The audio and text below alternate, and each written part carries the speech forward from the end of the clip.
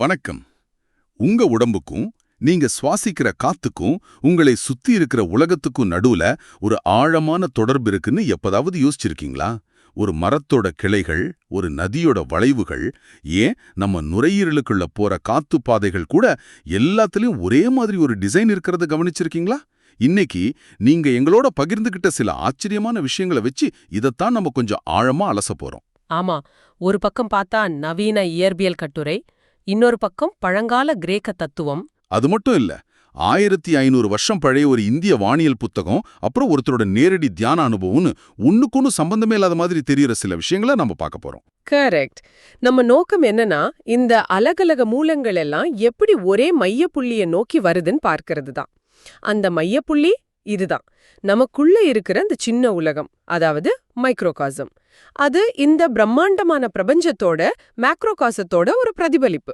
அப்போ இந்த கிளை விடுற அமைப்புகளுக்கு பின்னாடி இருக்கிற அறிவியல் என்ன, பிரபஞ்சத்தோட சுவாசம் பத்தின தத்துவம் என்ன, கடைசியா இந்த பெரிய பெரிய ஐடியாக்களை நாம நேரடியா எப்படி உணர முடியுங்கிற வரைக்கும் பார்க்க போறோம். ஆமா. சரி, முதல்ல ரொம்ப உறுதியான அறிவியல் பூர்வமான மூலத்திலிருந்து ஆரம்பிக்கலாமா? இந்த இயற்பியல் கட்டுரை இதுல டென்ட்ரிட்டிக் உள்ளமைப்புகள்னு ஒரு விஷயத்தை பத்தி பேசுறாங்க. ஆமா, டென்ட்ரிட்டிக். சிம்பிளா சொல்லணும்னா மரம் மாதிரி கிளை விடுற வடிவங்கள். ஓகே, யோசிச்சு பார்த்தா இது எங்கெல்லாம் இருக்கு? நம்ம உடம்புல இருக்கிற ரத்த குழாய்கள், நுரையீரல் இருக்கிற காத்து பாதைகள், பூமியில ஓடுற ஆறுகள், ஏன் ஒரு மரத்தோட கிளைகள் கூட, எல்லாம் ஒரே டிசைன் தான். இது ஏதோ தற்செயலா நடக்கிற விஷயம் இல்லான்னு இந்த கட்டுரை சொல்லுது. கண்டிப்பா இல்ல. கிட்டத்தட்ட 2000 வருஷத்துக்கு முன்னாடி வாழ்ந்த கேலனுங்கிற கிரேக்க மருத்துவரே தமணிகளை எப்படி வர்ணிச்சிருக்காருன்னா, அடிமரத்திலிருந்து பிரியற நிறைய கிளைகள் அப்படின்னு. அப்போ இந்த பார்வை ரொம்ப பழசு. பார்வை பழசு, ஆனா அதுக்கு பின்னாடி இருக்கிற இயற்பியல் இப்பதான் நமக்கு தெளிவா புரிய ஆரம்பிச்சிருக்கு. இந்த கட்டுரை 2 முக்கியமான விஷயங்களை விளக்குது. ஒன்னு, ஃப்ராக்டல்கள். அதாவது ஒரு வடிவத்தை நீங்க எவ்ளோ ஜூம் பண்ணி பார்த்தாலும் அதோட சின்ன பகுதியும் அந்த முழு வடிவத்தை போலவே இருக்கும். நம்ம நுரையீரலோட ஒரு சின்னஞ்சிறு கிளை மொத்த சுவாச மரத்தோட மினியேச்சர் மாதிரி இருக்குன்னு சொல்றீங்க? மிகச்சரியா. 2வது கன்ஸ்ட்ரக்டல் விதி. இது இன்னும் கொஞ்சம் ஆழமானது. கன்ஸ்ட்ரக்டல் விதியா? ஆமா. இந்த மரம் மாதிரியான வடிவங்கள் ஏன் உருவாகுதுன்னா, அதுதான் ஒரு அமைப்பு இயங்குறதுக்கும் உயிர் வாழ்றதுக்கும் மிக திறமையான வழி. ஒரு நிமிஷம், திறமையான வழினா என்ன அர்த்தம்? கொஞ்சம் விளக்க முடியுமா? நல்ல கேள்வி. இப்போ ஒரு ஆறு ஓடுதுன்னு வச்சுக்கோங்க. அது எதுக்கு வளைஞ்சு நெளிஞ்சு கிளைகளா பிரிஞ்சு ஓடுது? ஏன்னா அந்த வடிவம்தான் குறைஞ்ச சக்தியை செலவு பண்ணி அதிகபட்ச தண்ணிய கடலுக்கு கொண்டு சேர்க்கும். நம்ம ரத்த குழாய்களும் அப்படிதான். சரி சரி. இதயத்திலிருந்து கிளம்புற ரத்தம் உடம்போட ஒவ்வொரு செல்லுக்கும் போய் சேரணும். அதுக்கு இந்த மாதிரி கிளைகளாக பிரிகிற அமைப்பு தான் பெஸ்ட்.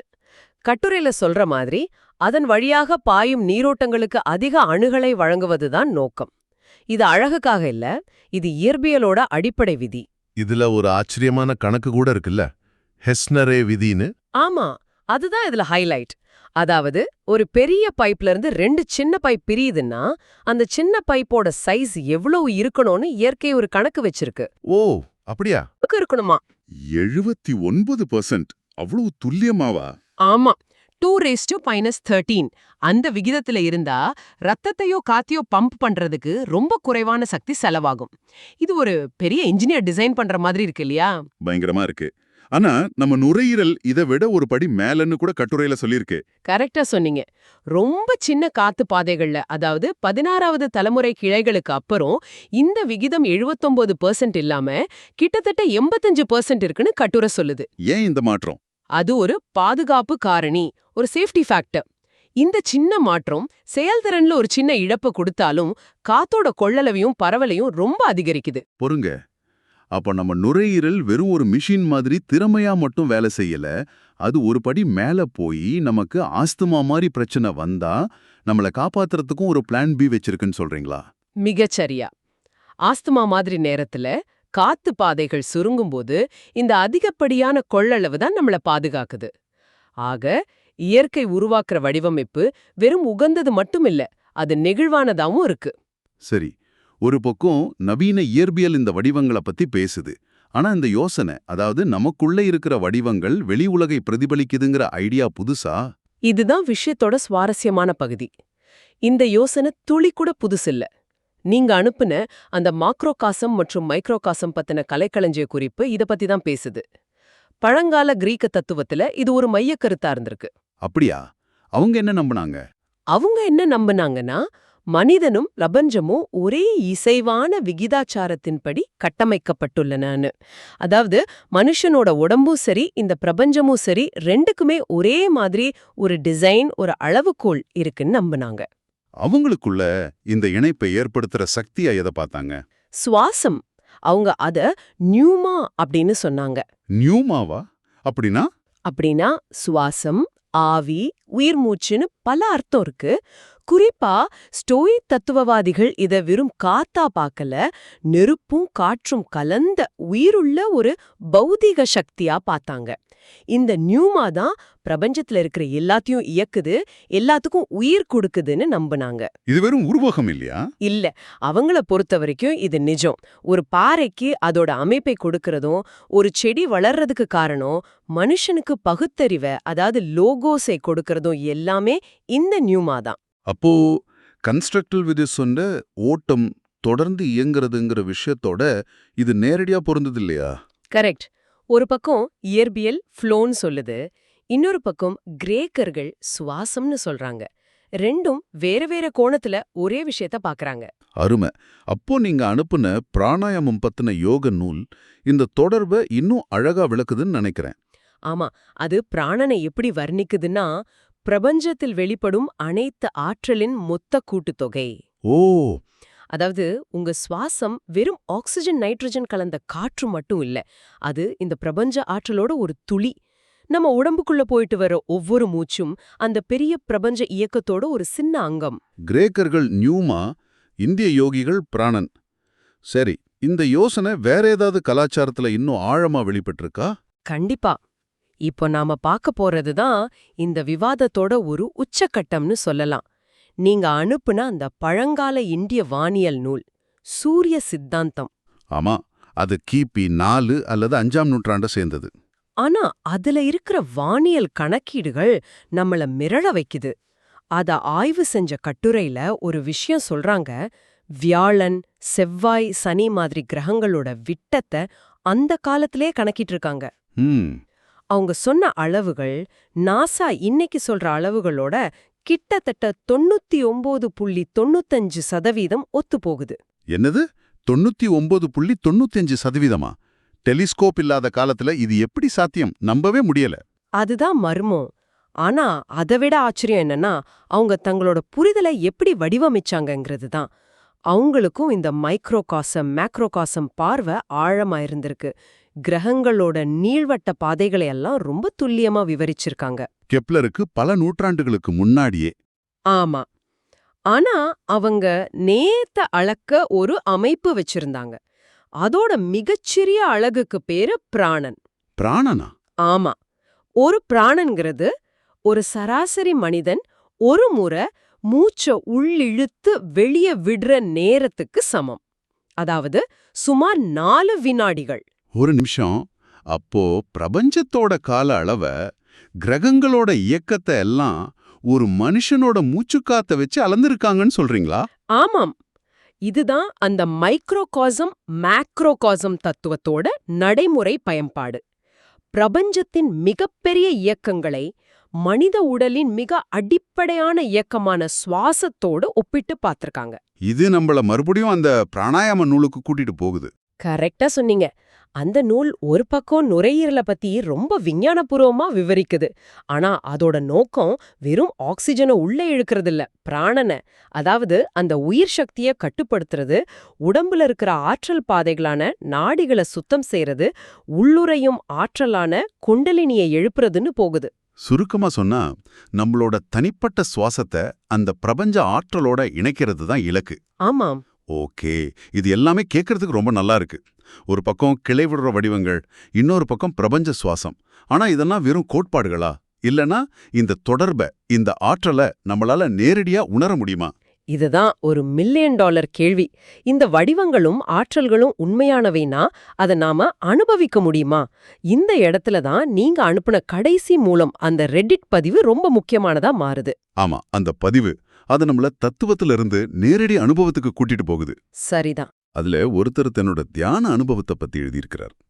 தியானத்துல ஆழமா போகும்போது உடம்பு முழுவதும் ஒரு சின்ன அதிர்வு, ஒரு செகண்டுக்கு சுமார் 10 முறை அதிர்ற மாதிரி ஒரு உணர்வு வருதுன்னு சொல்றார். ஆமா, அவருக்கு ஒரே குழப்பம்.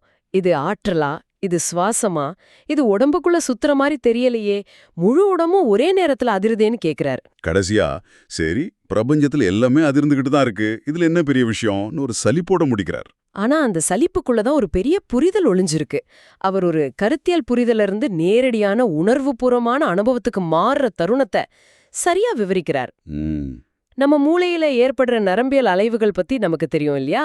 அதுல ஆல்பா அலைகளோட அதிர்வெண் 812 ஹெர்ட்ஸ். ஓ, அவர் சொல்ற 10 ஹெர்ட்ஸுக்கு ரொம்ப பக்கத்துல இருக்கு. அதேதான். ஒரு வகையில பார்த்தா அவர் தன்னோட சொந்த நரம்பியல் அமைப்போட அதிர்வ எந்த விதமான எண்ணங்களும் இல்லாம தூய்மையான வடிகட்டப்படாத வழியில நேரடியா உணர்றாரு. எனக்கு கூட தியானம் பண்ணும்போது சில சமயம் உடம்பு லேசா அதிர்ற மாதிரி ஒரு உணர்வு வந்திருக்கு. ஒருவேளை அது இதுதானோ? இருக்கலாம். அந்த பதிவுல ஒரு கருத்தாளர் இதுக்கு ஒரு அற்புதமான விளக்கம் கொடுத்திருக்காரு. அவர் யதார்த்தத்தை தொடர்ச்சியான நிலைத்த பிரேம்களாக உணர்றதா சொல்றாரு, ஒரு சினிமா ஃபிலிம் மாதிரி. ஆமா, அடுத்தடுத்த போட்டோக்கள் வேகமா ஓடுறதால நமக்கு இயக்கம் தெரியற மாதிரி யதார்த்தமும் அப்படிப்பட்ட பிரேம்களால ஆனதுன்னு சொல்றாரு. அந்த ஃப்ரேம் விகிதத்தை தன்னால நனவாவே வேகப்படுத்தவோ குறைக்கவோ முடியுதுன்னு சொல்றாரு. இதுதான் உள்ளொளி, அதாவது இன்சைட்டுங்கிற கருத்தோட நேரடியா இணையுது.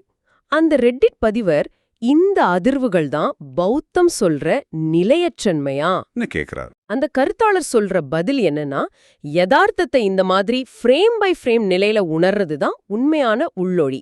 நாம திடமானதாவும் தொடர்ச்சியானதாவும் நினைக்கிற எல்லாமே உண்மையில தோன்றி மறையிற உணர்வுகளோட ஒரு வேகமான துடிப்பு தான்னு நேரடியா பாக்குறது தான் அது.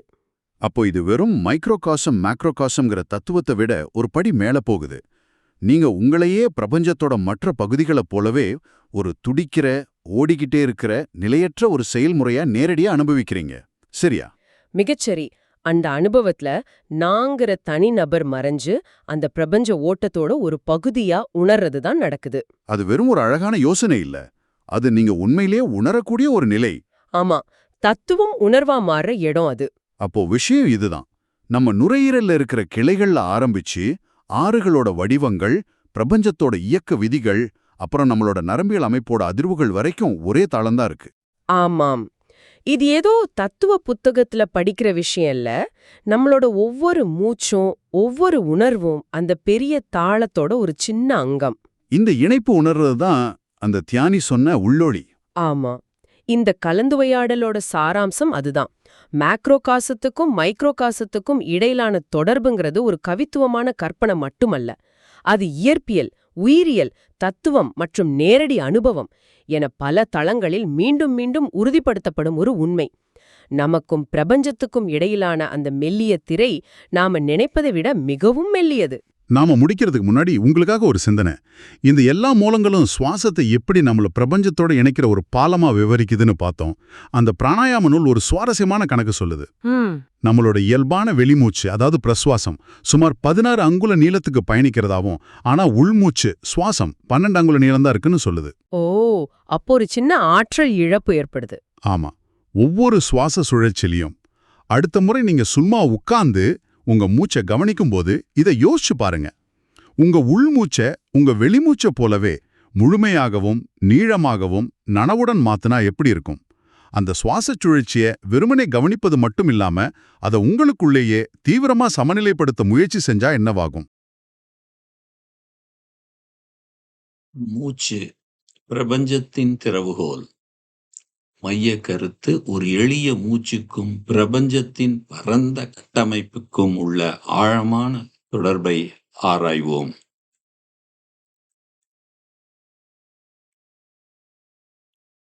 இரண்டு பாதைகள், ஒரு உண்மை.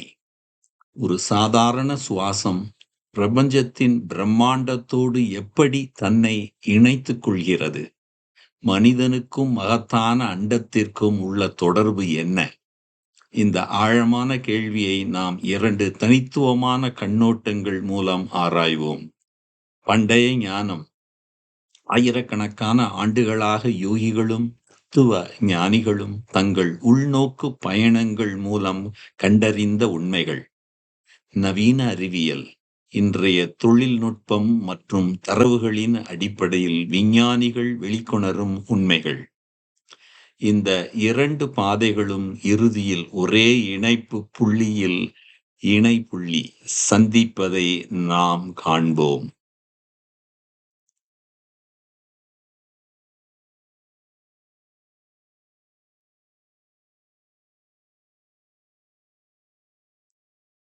உயிர் சக்தி, பிரபஞ்சத்தின் உயிர் மூச்சு, பிராணன், வேத மரபு. பிரபஞ்சத்தில் வெளிப்படும் அனைத்து ஆற்றல்களின் கூட்டுத் தொகையே பிராணன். அதுவே சூட்சும மற்றும் ஸ்தூல உடல்களை இணைக்கும் உயிர் சக்தி. பிராணனை அறிந்தவன் வேதங்களை அறிந்தவன் என்று சுருதிகள் கூறுகின்றன. பிராணன் இல்லையென்றால் மனம் செயல்படாது. பிராணனின் அதிர்வுகளே மனதில் எண்ணங்களை உருவாக்குகின்றன.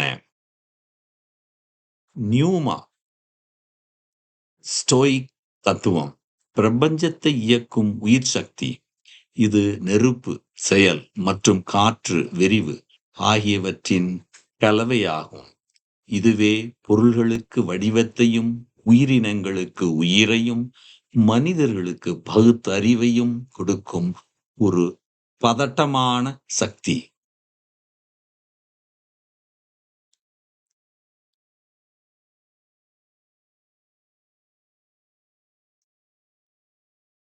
பிரிவு தலைப்பு உயிர் சக்தி.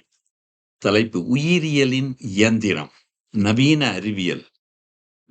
செல்லுலர் சுவாசம். நாம் சுவாசிக்கும் ஆக்சிஜன் நம் செல்களில் உள்ள கரிம மூலக்கூறுகளுடன் வினைபுரிந்து நம்மை உயிருடனும் சூடாகவும் வைத்திருக்கும் ஆற்றலை வெளியிடுகிறது.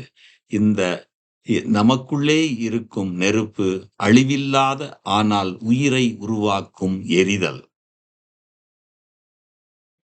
கார்பன் சுழற்சி. இந்த செயல்முறை ஒரு பெரிய சுழற்சியின் ஒரு பகுதி. நாம் வெளியிடும் கார்பன் டை ஆக்சைடு தாவரங்களின் ஒளிச்சேர்க்கைக்கு உணவாகிறது. தாவரங்கள் ஆக்சிஜனை வெளியிடுகின்றன. அது நமக்கு உணவாகிறது. கழிவு உணவாகவும் உணவு கழிவாகவும் மாறும் இந்த நேர்த்தியான நடனம் நமது கிரகத்தை ஒரு நீல மாணிக்கமாக மாற்றியுள்ளது.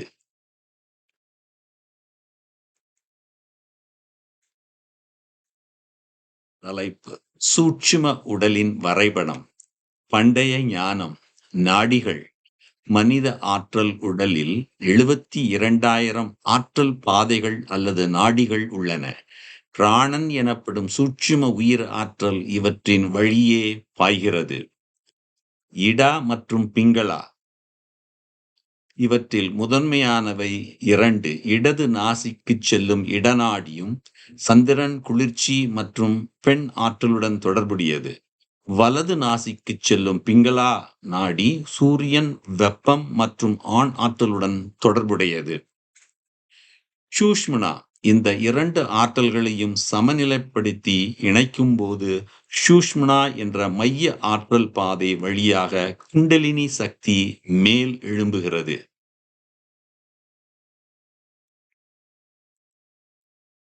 நரம்பியல் வலை அமைப்பு. பண்டைய ஞானம். நவீன அறிவியல். நரம்பு மண்டலம். நாடி மண்டலத்தை போலவே நமது உடலிலும் ஒரு சிக்கலான நரம்பு மண்டலம் உள்ளது. இது மூளையிலிருந்து உடலின் ஒவ்வொரு பகுதிக்கும் சமிக்ஞைகளை கொண்டு செல்கிறது. மூளை அலைவுகள். Neural oscillations. நமது உணர்வு நிலை, கவனம் மற்றும் புலன் உணர்வு ஆகியவை மூளையில் ஏற்படும் தாளமயமான மின் செயல்பாடுகளால் delta, theta, alpha, beta, gamma அலைகள் ஒருங்கிணைக்கப்படுகின்றன. மூளை அரைக்கோளங்கள். இடது மற்றும் வலது மூளை அரைக்கோளங்கள் வெவ்வேறு செயல்பாடுகளை கொண்டுள்ளன. பகுத்தறிவு வெர்சஸ் உள்ளுணர்வு. இது இடா மற்றும் பிங்களாவின் இரட்டை தனி தத்துவத்தை எதிரொலிக்கிறது.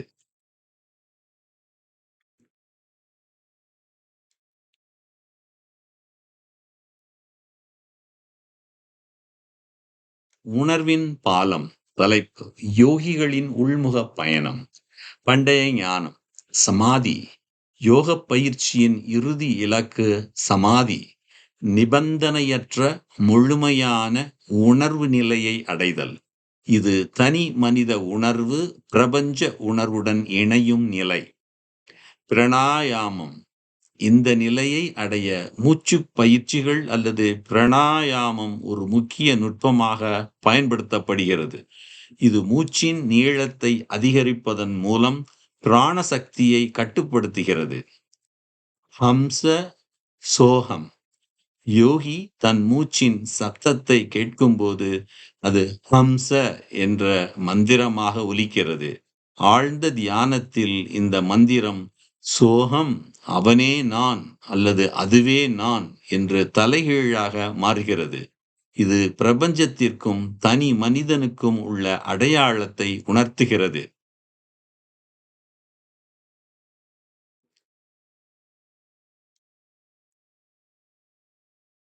உணர்வின் பாலம். தலைப்பு: மாற்றப்பட்ட உணர்வு நிலையை அளவிடுதல். சமீபத்திய மூளை படமெடுப்பு ஆய்வுகள் தீவிர சுவாச பயிற்சிகள் மனமயக்க மருந்துகளை போன்ற சக்தி வாய்ந்த மாற்றப்பட்ட உணர்வு நிலைகளை எவ்வாறு உருவாக்குகின்றன என்பதை வெளிப்படுத்தியுள்ளன. பறையட்டல் ஒபர்குலம்.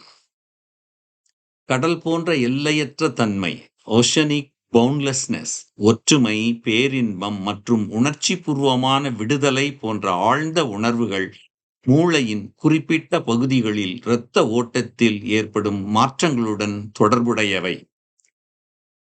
சுய விழிப்புணர்வு குறைதல். சுய விழிப்புணர்வுடன் தொடர்புடைய மூளையின் பகுதிகளான பின்புற இன்சுலா மற்றும் பரைட்டல் ஒபர்குலம் ஆகியவற்றில் இரத்த ஓட்டம் குறைவது ஆழ்ந்த ஏஎஸ்சி அனுபவங்களுடன் இணைக்கப்பட்டுள்ளது. உணர்ச்சி செயலாக்கம் அதிகரித்தல்.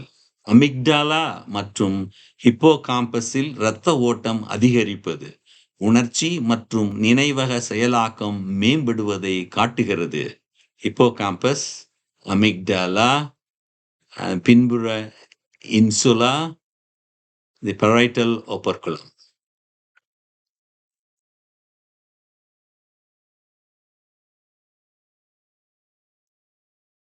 பிரபஞ்சத்தின் வரைபடம். சிறியதில் பெரியது, மனிதனும் பிரபஞ்சமும்.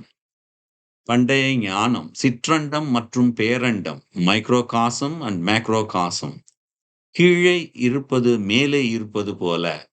இந்த பண்டைய தத்துவம் மனிதன் பிரபஞ்சத்தின் ஒரு சிறிய மாதிரி அல்லது சுருக்கம் என்று கூறுகிறது. மனித உடலும் பிரபஞ்சமும் ஒரே விதிகளின்படி கட்டமைக்கப்பட்டுள்ளன. சிதம்பரம் நடராஜர் கோவில். இந்த தத்துவம் சிதம்பரத்தில் கட்டிடக்கலையாக குறியிடப்பட்டுள்ளது. இது மனித உடல் ஒரு உணர்வு மண்டபம், ஹால் ஆஃப் கான்சியஸ்னஸ் என்பதை குறிக்கிறது. 21,600 தங்க ஓடுகள். கோவிலின் கூரை ஒரு மனிதனின் ஒரு நாள் சராசரி சுவாசங்களின் எண்ணிக்கையை குறிக்கும். 21,600 தங்க ஓடுகளால் வேயப்பட்டுள்ளது. 72,000 ஆணிகள். இந்த ஓடுகள் மனித உடலில் உள்ள நாடிகளின் எண்ணிக்கையை குறிக்கும் 72,000 ஆணிகளால் இணைக்கப்பட்டுள்ளன.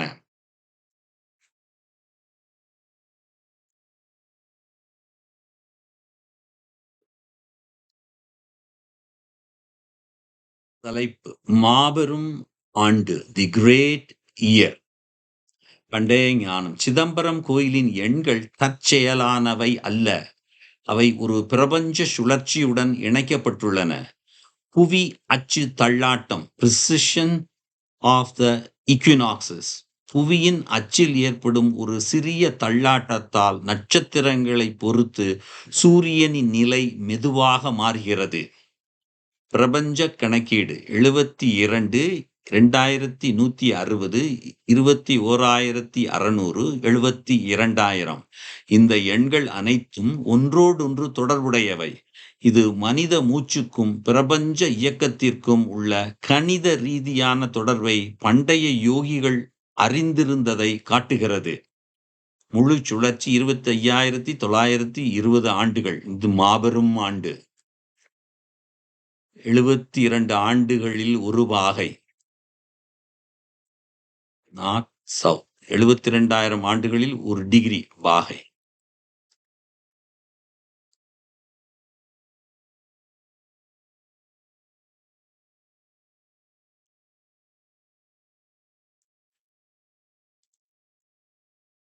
பண்டைய வானியலின் வியக்க வைக்கும் துல்லியம். கிரக விட்டங்களின் ஒப்பீடு. சூரிய சித்தாந்தம் வெர்சஸ் நவீன அறிவியல். Planet here Jupiter, Saturn, Venus, Mercury. சூரிய Siddhanta and then is observed by about the diameters. Observed diameters in kilometers.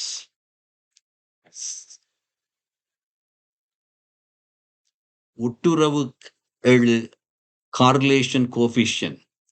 இது கிட்டத்தட்ட ஒரு முழுமையான பொருத்தம். நவீன அறிவியலுடன் ஒப்பீடு. பண்டைய சமஸ்கிருத நூலான சூரிய சித்தாந்தம் வெறும் தத்துவம் மட்டுமல்ல, அது ஒரு துல்லியமான வானியல் கையேடு.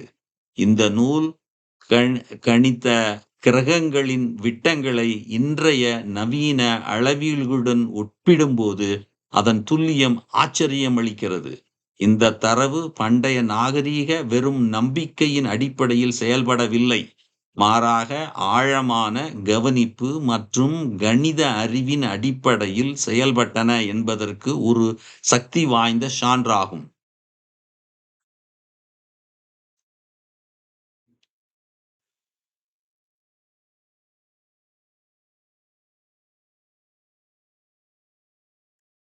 பிரபஞ்சத்தின் அடிப்படை விதி. ஆரோகணமும் அவரோகணமும். அவரோகணம் யோகம், பிரபஞ்சவியல், காஸ்மாலஜி, உயிரியல். உயிரியல் பயாலஜி ஆஃப் பிரெத், சுற்றுச்சூழல், என்விரான்மெண்ட், கார்பன் சைக்கிள். ஆரோகணம் யோகம், யோகா, குண்டலினி. பல்வேறு தளங்களில் நாம் ஒரு பொதுவான வடிவத்தை காண்கிறோம். ஏற்றம், மாற்றம் மற்றும் இரக்கம். இந்த ஏற்றம் மற்றும் இரக்கத்தின் சுழற்சி, தலைகீழாக மாறுதல் மற்றும் மாற்றம் என்ற செயல்முறை ஆற்றலை உருவாக்குகிறது. இதுவே படைப்பு, உயிர் மற்றும் உணர்வு நிலை ஆகியவற்றின் பின்னணியில் உள்ள அடிப்படை தத்துவமாகும்.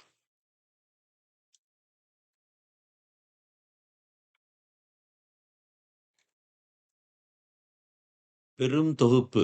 இணைப்பு புள்ளியின் வடிவம். மொபியஸ் பட்டை. இந்த சிக்கலான அமைப்பை புரிந்து கொள்ள ஒரு கணித மாதிரி உதவுகிறது. மொபியஸ் பட்டை, மொபியஸ் ஸ்ட்ரிப். பண்புகள். ஒரு காகித பட்டையை ஒருமுறை 180 டிகிரி திருப்பி அதன் முனைகளை ஒட்டும்போது 2 பக்கங்கள் கொண்டதாக தோன்றும் ஒரு ஒற்றை பக்க தொடர்பு மேற்பரப்பு உருவாகிறது. அதன் மீது ஒரு கோடு வரைந்தால் அது முழு பரப்பையும் சுற்றிவிட்டு தொடங்கிய இடத்திற்கே திரும்பும். நவீன அறிவியல், பண்டைய ஞானம். குறியீடு. அர்த்தம். மொபியஸ் பட்டை பண்டைய ஞானம் மற்றும் நவீன அறிவியல் என்ற 2 தனித்தனி பரப்புகள் உண்மையில் ஒரே தொடர்ச்சியான, ஒன்றோடு ஒன்று இணைக்கப்பட்ட முழுமையின் பகுதிகள் என்பதை மிக அழகாக காட்டுகிறது. பொருள் மற்றும் ஆன்மா 2 முகங்கள் கொண்ட ஒரே யதார்த்தம். சிதம்பரத்தில் இதன் இருப்பு. இந்த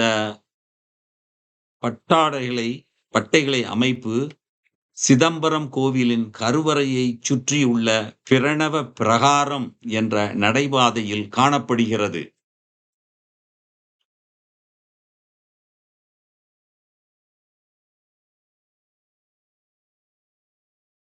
நவீன இயற்பியலும் பண்டைய மெய்யியலும்.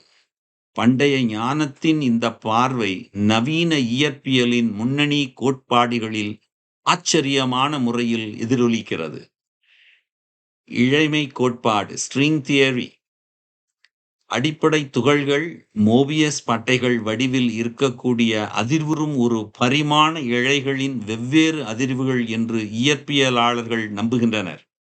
பிரபஞ்ச சவ்வு, காஸ்மிக் மெம்பரேன்.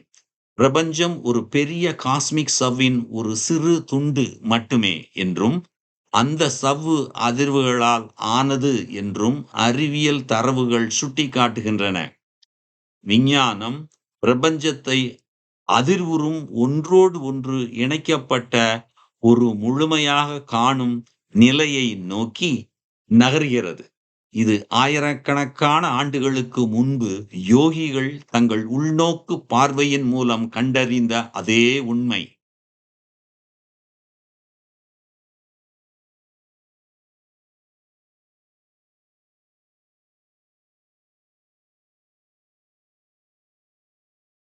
பயணம் தன்னிடமே திரும்புகிறது. மூச்சிலிருந்து தொடங்கி பிரபஞ்சத்தின் எல்லை வரை சென்று மீண்டும் நம்மிடமே திரும்பும் இந்த பயணம் ஒரே ஒரு உண்மையை வெளிப்படுத்துகிறது.